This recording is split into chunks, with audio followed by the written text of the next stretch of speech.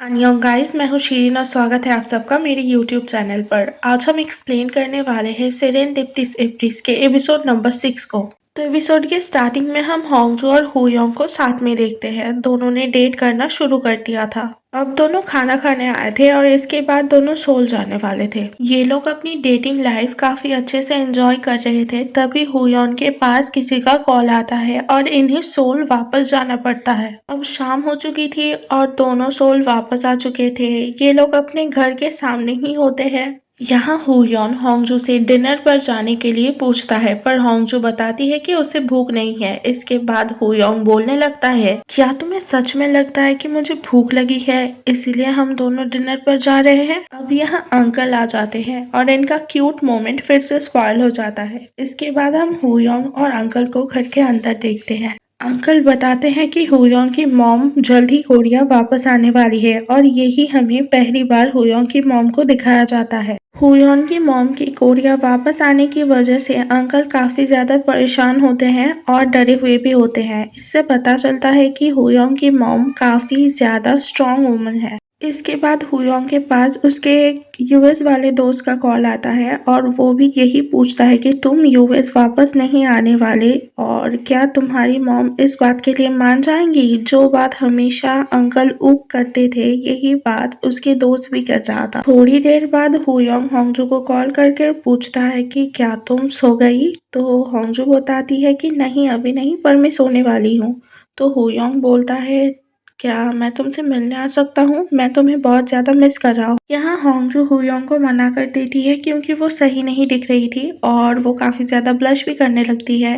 वो हुयोंग से कहती है कि वो कल सुबह उसके साथ मिलेगी। अब अगले दिन सुबह का सीन दिखाया जाता है। जब हुयोंग होंगजू को कॉल करता है तब उसे पता चलता है कि होंगजू और हेजी दोनों साथ में शॉपिंग करने के लिए आए हुए हैं। यहाँ हमें पता चलता है कि हेजी को वही स्कूल वाले सर के साथ हाइकिंग पर जाना है, इसीलिए उसे शॉपिंग करनी है। और दूसरी ओर हम हुयोंग सोचता है, ये लोग तो साथ में 10 साल तक थे और क्या आज भी इन दोनों को साथ में ही निकलना जरूरी था? इसके बाद इन दोनों को हम संगपीर के रेस्टोरेंट पर देखते हैं, जहाँ ये दोनों काफी ज्यादा डांस कर रहे थे, मजा कर रहे थे। और दूसरी ओर हुयोंग बेचारा अभी भी होंगजू के लिए इंतजार ही कर रहा था। यहाँ संगपीर हुयोंग को हेजी और होंगजू की काफी ज्यादा तस्वीरें भी भेजता है। अब होंगजू घर वापस आ जाती है और उसके साथ होते हैं अंकल उक, जो कि काफी ज्यादा ड्रंक होते हैं और वो यही बात बोल रहे थे कि 20 साल पहले उनका पहला प्यार अधूरा रह गया और ये पहला प्यार होती है होंगजू की बॉस, जो कि होंगजू को नहीं पता होता। यहाँ अंकल होंगजू की बॉस को कॉल कर बताते हैं, क्या तुम अभी भी मुझसे प्यार करती हो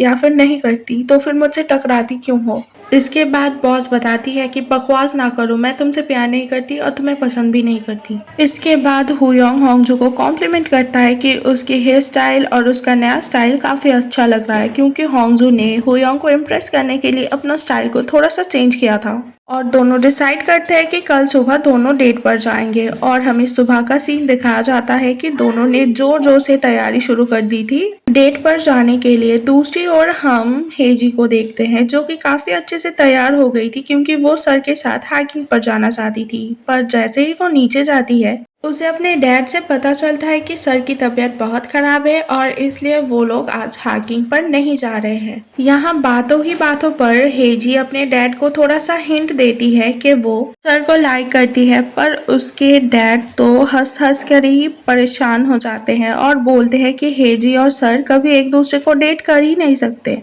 इस बात को सुनने के बाद हेजी काफी ज्यादा अपसेट हो जाती है। इसके बाद हम हुयोंग और होंगजू को देखते हैं, जो दोनों एक साथ डेट पे जाने के लिए रेडी हुए थे। और तभी वो देखते हैं कि हेजी होंगजू के घर के सामने वाले बेंच पर लेटी हुई है। इसके बाद हेजी होंगजू और हुयोंग के साथ डेट पर चली जाती है। मतलब बेचारी यहाँ कबाब में हड्डी बन चुकी थी। यहाँ हुयोंग और होंगजू दोनों काफी ज्यादा परेशान होते हैं क्योंकि दोनों पहली बार साथ पर डेट पे आए हुए थे और यहाँ हेजी आ चुकी थी और वो लोग नहीं चाहते थे कि उनका डेट स्पॉइल हो, इसलिए वो लोग बताते हैं हेजी को कि उसे सर के साथ मिलने जाना चाहिए और बेचारी हेजी भी उनकी बात मान लेती है और सर के साथ मिलने आ जाती है। यहाँ सर की तबीयत खराब थी तो उनकी मॉम उनसे मिलने आई थी और यहाँ हेजी के साथ भी उनकी मॉम बड़े अच्छे से मिलती है क्योंकि उन्हें लगता है कि हेजी उनके बेटे की गर्लफ्रेंड है। यहाँ दोनों काफी अच्छे से मिलते हैं, अच्छे से बात करते हैं और हमें ऐसा लगता है कि सर की मॉम को हेजी काफी ज्यादा अच्छी लगी और वापस जाते वक्त सर बताते हैं कि हेजी उनकी गर्लफ्रेंड नहीं है, अब दोनों की कोई भी ताल्लुकात नहीं है। तो इस बात को सुनकर हेजी काफी ज्यादा हर्ट हो जाती है और फौरन वहां से चली आती है और हेजी इस बात से कितनी ज्यादा हर्ट हुई थी ये उसकी आंखों से पता चल रहा था। बेचारी हेजी, उसके लिए मुझे इतना ज्यादा बुरा लग रहा है कि क्या ही बताऊं। इसके बाद जुनो हेजी के घर पर आया हुआ था उसके डैड से मिलने, क्योंकि यहाँ पता चलता है कि हेजी के रिलेटिव थे जुनहो। यहाँ हेजी के डैड के साथ जुनहो की बातें चल रही थी, जहाँ बातों ही बातों में जुनहो को हेजी के डैड बोलते हैं कि तुम वैसे तो अच्छे लड़के हो पर तुमने बिना कुछ बताए ब्रेकअप कर लिया था और होंगजू काफी ज्यादा हर्ट हुई थी, तो मैं नहीं चाहूंगा कि तुम फिर से होंगजू को हर्ट करो, तो तुम उससे दूर ही रहो।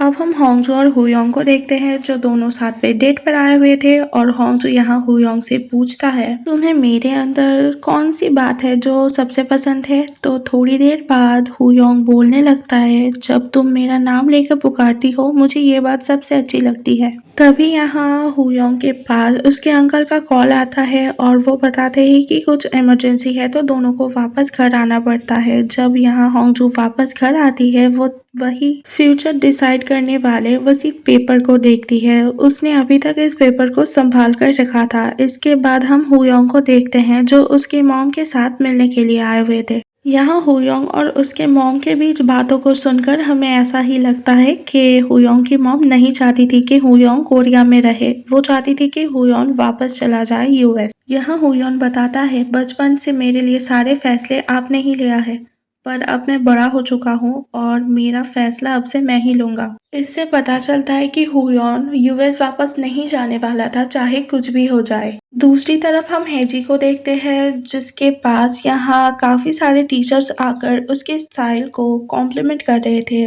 और यही वो सर भी होते हैं जिसके पास हेजी ने वही स्नीकर्स लौटा दिए थे और यहाँ एक छोटा सा नोट भी लिखा था जिसमें उसने सर को थैंक यू कहा था और यहाँ सर को समझ आता है कि हेजी कल कितना ज्यादा हर्ट हुई थी। दूसरी तरफ हम होंगजू को देखते हैं जो कि हुयोंग से मिलने के लिए आई हुई थी। तब उसे पता चलता है कि हुयोंग कल रात से घर वापस नहीं आया। इसका मतलब हुयोंग अपने मॉम के साथ रुका हुआ था और दोनों डिसाइड करते हैं कि काम करने के बाद दोनों मिलेंगे। रास्ते में होंगजू को देखती है हुयोंग की मॉम। उनकी लुक से ही पता चल रहा था कि वो पहले से होंगजू को जानती है। दूसरी ओर हम सर को देखते हैं जो कि बार बार हेजी की तरफ माफी मांगने के इंटेंशन पर, और यहाँ वो नोटिस करते हैं कि हेजी कितनी प्यारी लड़की है, वो स्टूडेंट्स की डाउट कितने प्यार से क्लियर करती है। और फाइनली सर हेजी के पास आ जाते हैं और उनसे माफी मांगते हैं, पर वो ये नहीं बता पाते कि वो माफी कल के बिहेवियर के लिए मांग रहे हैं। मतलब यहाँ भी सर अपने फीलिंग्स को एक्सप्रेस नहीं कर पाते। दूसरी ओर हम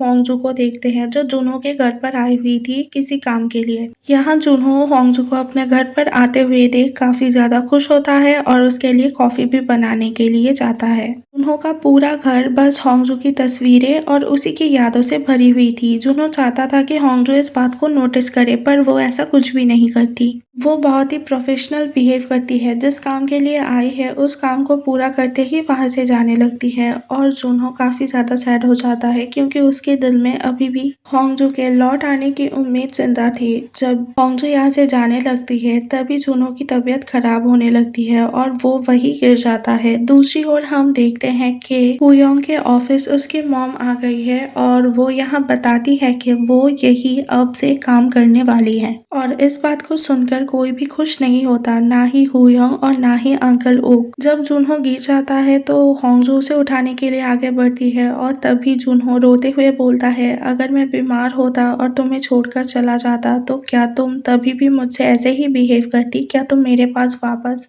नहीं आती। यहाँ फिर से फ्लैशबैक का सीन दिखाया जाता है जहाँ वही बस स्टैंड वाला सीन देखते हैं हम। यही हुयोंग की मॉम ने पहली बार होंगजू को देखा था और वो होंगजू से बात करने के लिए आई थी। उन्हें देखकर तो यही लगता है कि वो नहीं चाहती थी कि हुयोंग और होंगजू दोस्त बने। यही हमारे 6th एपिसोड का एंड हो जाता है। Thanks for watching, subscribe to my channel.